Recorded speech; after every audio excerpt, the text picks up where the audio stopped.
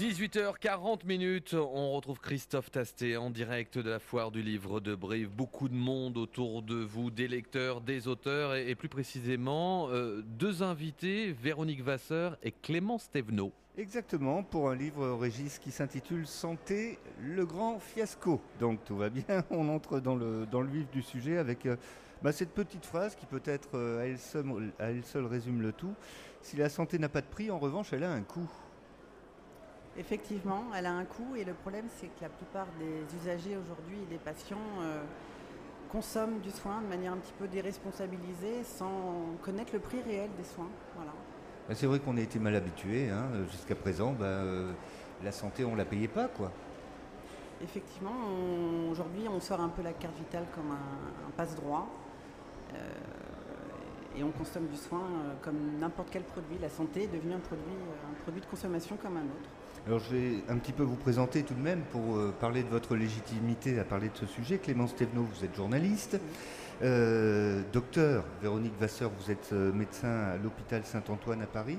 C'est votre activité, c'est le quotidien, ce sont vos collègues, ce sont les malades qui vous ont alerté sur ces dysfonctionnements? Oui, c'est tout. C'est à la fois les patients, c'est aussi les médecins, dont je fais partie. On a le réflexe de l'ordonnance, du médicament. On donne trop de tout, trop de médicaments, trop d'examens complémentaires, trop d'interventions, trop d'hospitalisation. On a été trop gâtés. On dépense. On est le pays d'Europe qui dépensons le plus pour la santé. On n'est pas plus malade que les autres. Donc il y a on est peut-être plus hypocondriaque que les autres. Peut-être qu'on est plus pessimiste. En tout cas, on est les champions des psychotropes. On est ceux qui en prenons le plus en Europe.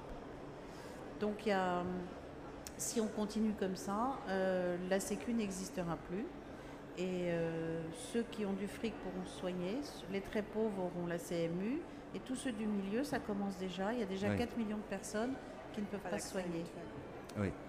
Votre livre est divisé en 10 parties, allant du problème de financement de la Sécu à l'hôpital public, qui est exsangue, on le voit bien, en passant par les fraudes, les médicaments, l'état sanitaire et les déserts médicaux, sans jeu de mots, mais je vais le faire quand même, il y a urgence. Il y a urgence, mais le gouvernement, à mon avis, ne fera que des petites mesurettes et va coller des rustines, va dérembourser certains médicaments, va augmenter probablement les prélèvements, mais ils ne vont pas aller dans le vif du sujet qui est de lutter contre les lobbies pharmaceutiques, contre les lobbies des médecins quand même. Et corporatisme médical. Voilà. Oui, voilà. Mais on a un peu l'impression dans tout ce que vous décrivez que justement l'État, les services pharmaceutiques, enfin, chacun tire la couverture à soi pour garder ses avantages, quoi. Bien sûr, c'est une course à la rentabilité. Quand je dis simplement que les cures thermales, c'est des vacances payées par la Sécu, j'assume totalement ce que je dis, même si c'est bien les cures thermales, mais voilà, partir aux Antilles à Noël, c'est sympa aussi, mais oui, c'est pas remboursé par la Sécu, voilà. Vous avez tout de suite le lobby des cures thermales qui se lève et il y aura des députés dans les circonscriptions des cures thermales et ça ne se fera pas. Il faut un vrai courage politique, mais il faut aussi qu'au bout de la chaîne, l'usager, le patient, l'usager social, prenne conscience que lui aussi est responsable du fiasco et qui doit aussi, à son petit niveau, amorcer un mouvement de décroissance. Voilà. Vous savez bien que la France est un pays difficile à réformer. Oui. Dès qu'on a un petit avantage, c'est difficile de le rogner. Est-ce qu'on va y arriver, et ce, quel que soit le courant de droite ou de gauche, parce que c'est même plus une histoire politique, quoi. Oui, parce qu'il y a des choses à faire qui ne sont pas si compliquées et si incroyables à mettre en place.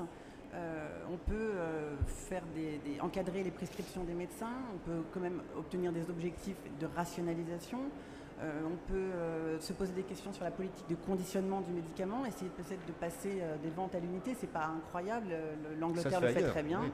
Et ça marche très bien. On peut, à notre niveau, effectivement, avoir un nouveau regard sur notre rapport aux soins, à la santé. On peut développer la chirurgie ambulatoire, on en a parlé tout à l'heure. On peut développer la chirurgie à domicile, enfin les soins à domicile. Il y a des choses qui sont pas trop compliquées à mettre en place. C'est un livre que vous avez composé toutes les deux à la base de témoignages, d'enquêtes, de réflexions personnelles ? Il y a à la fois des sources fermées, c'est-à-dire on est allé à la rencontre des patients, des directeurs d'hôpitaux,